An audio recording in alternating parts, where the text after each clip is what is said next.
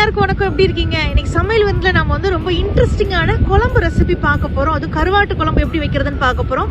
இன்னைக்கு கருவாட்டு குழம்புக்கு நான் வந்து சீலா கருவாடு யூஸ் பண்ண போறேன். அந்த சீலா கருவாடை வச்சு நம்ம எப்படி குழம்பு வைக்கிறதுன்னு பார்க்க போறோம். நம்ம சின்ன வெங்காயம் எல்லாம் போட்டு நம்ம செய்ய போறோம். வாங்க வீடியோக்குள்ள போலாம். சீலா கருவாட்டு குழம்பு எப்படி வைக்கிறதுன்னு பார்க்கலாம்.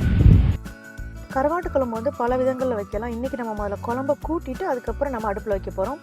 இதுக்கு 4 சின்ன வெங்காயத்தை இந்த மாதிரி கட் பண்ணி சேர்த்துக்கிட்டேன். அதுக்கப்புறம் ஒரு தக்காளி பழம் மீடியம் சைஸ் பழுத்த பழமாக சேர்த்துக்கிட்டேன்.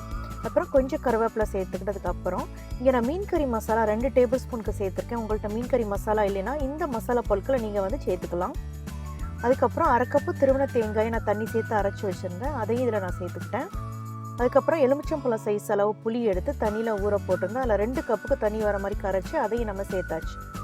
சேர்த்ததுக்கப்புறம் இதில் நம்ம கொஞ்சம் உப்பு சேர்த்துக்கலாம். ஏன்னா கருவாட்டில் உப்பு இருக்கும், அதனால் பார்த்து உப்பு சேர்த்துக்கிறோங்க. உப்பு கம்மியாக சேர்த்தா திரும்ப கூட நம்ம சேர்த்துக்கலாம். அதுக்கப்புறம் மஞ்சத்தூள் வந்து ஆப்ஷனல் தான். எனவே ஏற்கனவே நமக்கு வந்து ஃபிஷ் கறி மசாலாவில் மஞ்சத்தூள் இருக்கும், அதனால் வேணும்னா சேர்த்துக்கலாம். இப்போ இந்த குழம்பு கலவையை வந்து நான் ஒரு பாத்திரத்துக்கு மாற்றிக்கிட்டேன். மாற்றினதுக்கு அப்புறம் அடுப்பை ஆன் பண்ணி நல்லா கொதிக்க விடணும். அது நல்லா கொதிச்சிட்டு இருக்க நேரத்தில் நாம் வந்து கட் பண்ணி வச்சிருக்க முருங்கைக்காயை சேர்த்துக்கணும். முருங்கைக்காயை சேர்த்ததுக்கு அப்புறம் நல்லா கிளறி விட்டு இதை நல்லா கொஞ்சம் கொதிக்க விடுங்க. முருங்கைக்காய் வந்து 3/4 பாகமாவது நமக்கு நல்லா வெந்து வரணும். இந்த கருவாடு தான் நம்ம சேர்க்க போகிறோம். இது சீலா கருவாடுன்னு சொல்லுவாங்க. ஒவ்வொரு ஊர்லேயும் ஒவ்வொரு நேம் இருக்கும். இதை நான் வந்து ஏற்கனவே நல்லா கழுவி வச்சுருக்கேன், கட் பண்ணி வச்சுருந்தேன். இப்போ முருங்கைக்காய் வந்து 3/4 பாகத்துக்கு வெந்ததுக்கப்புறம் நம்ம கழுவி கட் பண்ணி வச்சுருக்க அந்த சீலா கருவாடை சேர்த்துக்கலாம். சேர்த்து ஒரு 10 நிமிஷம் நல்லா குக் பண்ண விடுங்க. ரொம்ப குக் பண்ண விட்டிங்கன்னா கருவாடு ஃபுல்லாக குழம்போட கரைஞ்சிரும்.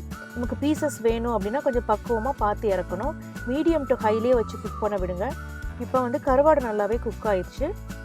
இங்கே பாருங்கள், நல்லாவே நமக்கு ரெடி ஆயிடுச்சு. நான் மீடியம் டு ஹையில் வந்து 10 நிமிஷம் வச்சு குக் பண்ண விட்டேன். இப்போ குழம்பு ரெடி ஆயிடுச்சு. தனியாக வச்சதுக்கப்புறம் நம்ம தாளிப்பு வேலைகளை ஸ்டார்ட் பண்ணிடலாம்.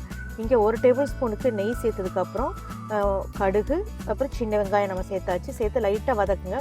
அந்த சின்ன வெங்காயம் வந்து லைட்டாக டிரான்ஸ்பரண்ட் ஆன உடனே 1 பல்லு வெள்ளைப்பூடையும் கொஞ்சம் கருவேப்பிலையும் நல்லா சேர்த்துக்கிட்டேன். வெள்ளைப்பூடை இடித்து சேருங்க, அவ்வளோ மணமாக இருக்கும். இப்போ இந்த தாளிப்பு கலவையை நம்ம குழம்புல சேர்த்ததுக்கப்புறம் சேர்த்துட்டு லைட்டாக கிளறி விட்டுக்கணும். கிளறி விட்டுட்டு உடனே க்ளோஸ் பண்ணிடுறேன். ஏன்னா அப்போ தான் அந்த மனம் வந்து நமக்கு வெளியே போகாது. அந்த மனம் ஃபுல்லாக அந்த குழம்புல ஸ்ப்ரெட் ஆகி சாப்பிடும்போது அவ்வளோ டேஸ்ட்டாகவே இருக்கும். இப்போ நமக்கு குழம்பு ரெடி ஆயிடுச்சு. இதை கொஞ்ச நேரம் மூடி வச்சுட்டு அதுக்கப்புறம் சர்வ் பண்ணுங்கள். இது இட்லி தோசைக்கு ரொம்ப நல்லா வரும். அதே போல் ஊத்தப்பத்துக்கு ரொம்ப பிரமாதமாக இருக்கும். சாதத்துக்கூட சாப்பிடலாம். இப்போ ரொம்ப டேஸ்டியான சீலா கருவாட்டு குழம்பு எப்படி வைக்கிறதுன்னு பார்த்துருப்பீங்க. இது நீங்கள் வஞ்சர மீன் கூட சொல்லிக்கலாம். ஏன்னா ஒவ்வொரு ஊர்லேயும் ஒவ்வொரு விதமான நேமில் சொல்லுவாங்க. இன்றைக்கி நம்மள சின்ன வெங்காயம் முருங்கைக்காலாம் போட்டு பண்ணியிருக்கோம். இதை நீங்களும் ட்ரை பண்ணி பாருங்கள். பார்த்துட்டு கமெண்ட் சமையல் போஸ்ட் பண்ணுங்கள். இந்த வீடியோ உங்களுக்கு பிடிச்சிருந்தா சமையல் சேனல் லைக் பண்ணுங்கள், ஷேர் பண்ணுங்கள். கூட பெல் சிம்பல் கிளிக் பண்ணிட்டீங்கன்னா அப்டேட் பண்ண வீடியோஸ் அன்றைக்கே பார்க்கலாம். நான் இன்னொரு வீடியோவில் சந்திக்கலாம். நன்றி, வணக்கம்.